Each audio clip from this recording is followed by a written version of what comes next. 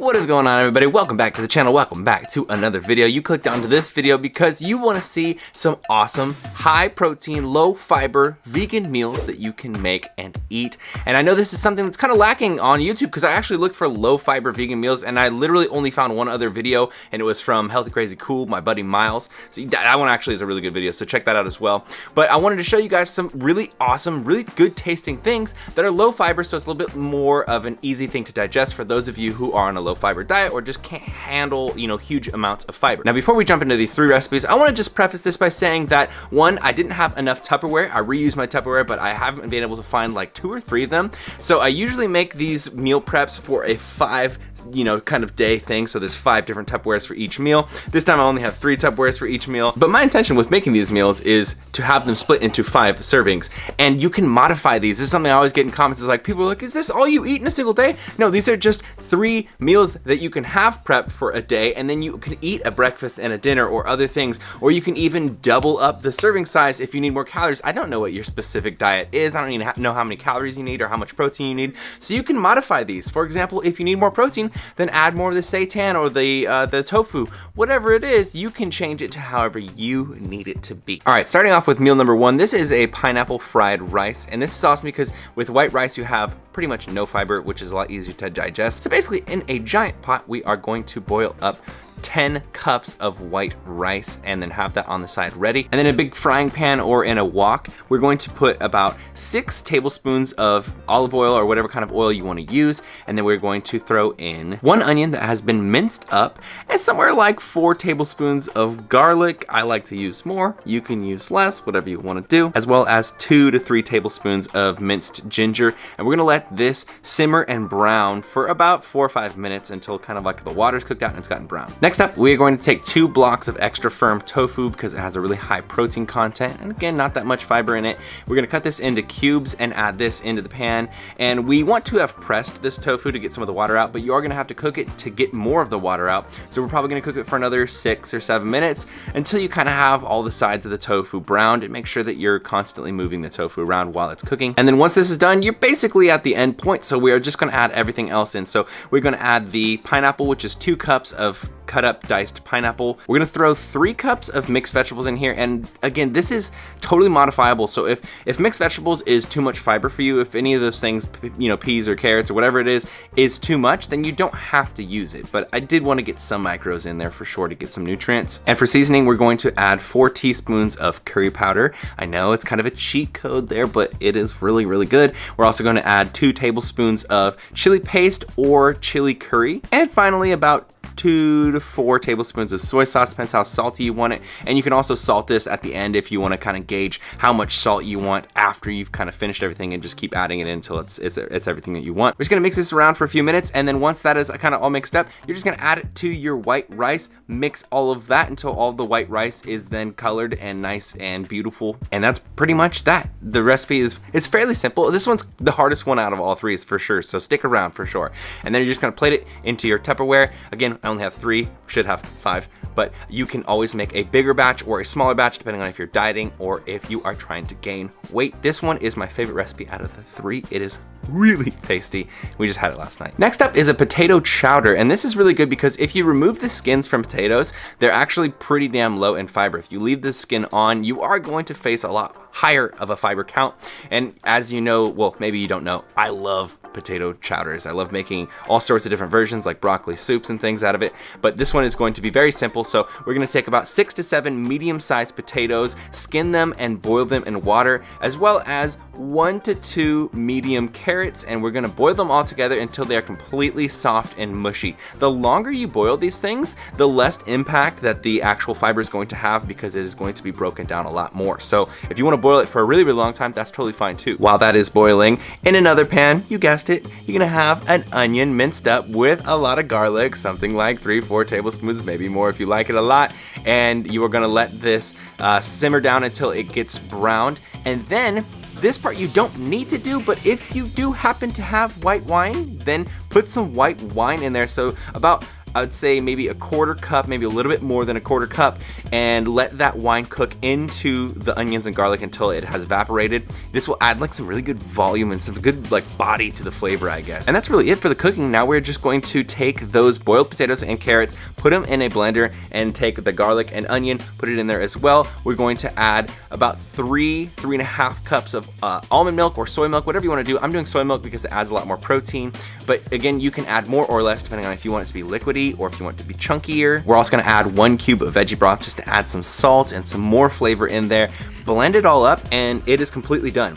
Now we're just going to serve it into the Tupperware again, and I like to add a little bit of salt in there if it's not salty enough, and I also like to add black pepper in there just because it gives it a little bit more flavor. And finally, I put some nutritional yeast, so I put 2 tablespoons of nutritional yeast on each serving. This way, just get a little bit of extra protein, you get some extra nutrients, especially like B12 and a couple other things that come with nutritional yeast. But again, if this has too much fiber, because it does have, I think like 1 or 2 grams of fiber per serving, you don't have to do this, but this is just another way to add flavor and some more nutrients for sure. And really, this is the recipe that has the lowest protein. So again, if you do want to up the protein, you can add whatever you want to it. I would personally add probably a little bit of tofu in there, or maybe even some seitan. That way you can get your protein up without adding too much fiber. But yeah, modifiable, totally up to you.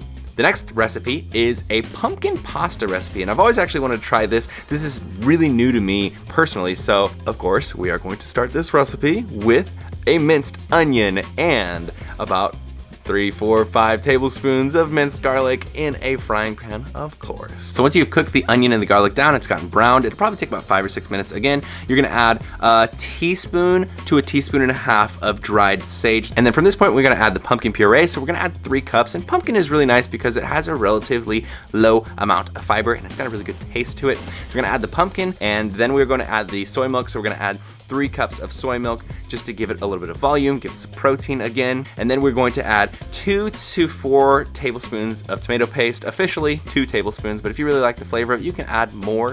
And then we're just gonna let this simmer for about 5 to 10 minutes just to allow the flavors to kind of marry together. And while we are doing this, we are also in another boiling pot going to have pasta boiling. So whatever kind of noodles you wanna use, we use these big fat tunnels because they really like kind of shovel the sauce up.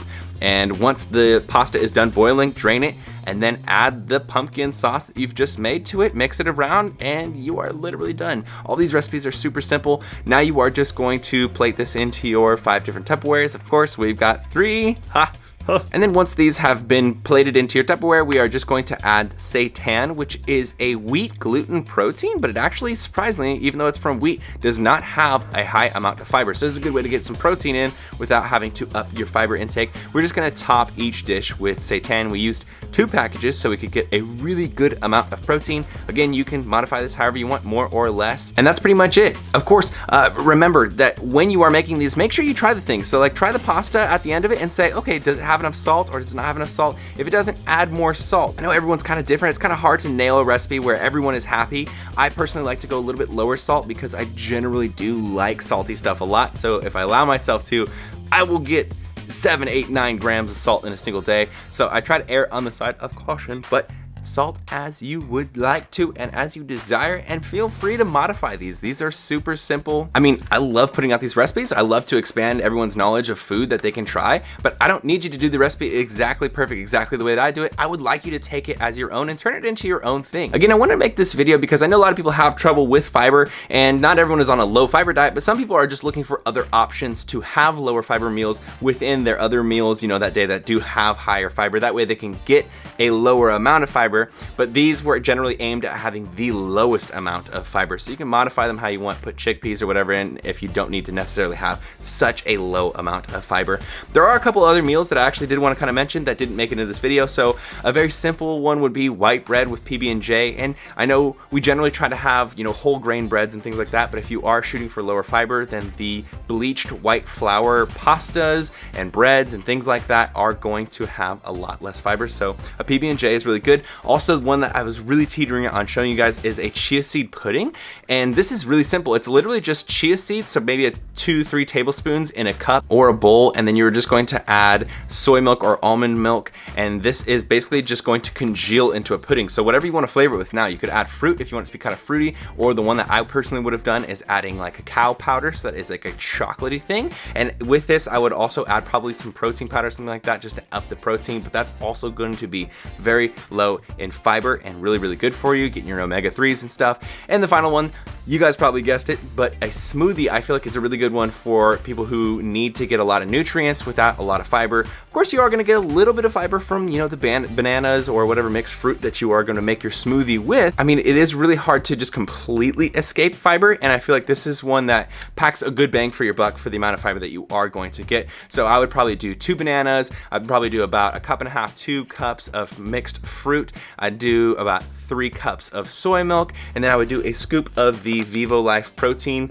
Guys, if you ever want to find the protein that I use, Vivo Life is the brand that I use. It's definitely the highest quality ingredients. It's all very, very friendly for the digestive system. So this is probably very, very good for people who do have the issues with low fiber. And there you have it, 6 different ideas for you to go with for this following week, and try out a few different things just so that you do have more weapons in your arsenal of what you can have low fiber on a vegan diet. And I hope that you enjoy these recipes. If you do, I would love for you to, you know, tag me in your Instagram stories, or even just leave a comment and let me know what you thought about them. If you want to see any of my other recipes, I released my recipe book last year that I was so stoked about. I put 1.5 years into this. It's called Eat Vegan or Die Trying. It's on eatveganordieTrying.com. Not generally really low fiber meals on there, kind of just normal or higher fiber. More videos coming this week. Also, my podcast just released season 2 just this Saturday. So guys, check that out. Go to brianspodcast.com, or on iTunes, you can go to Beyond the Podcast, and basically I'm going to be putting up an episode every single week. It's going to be really, really interesting. There's going to be an episode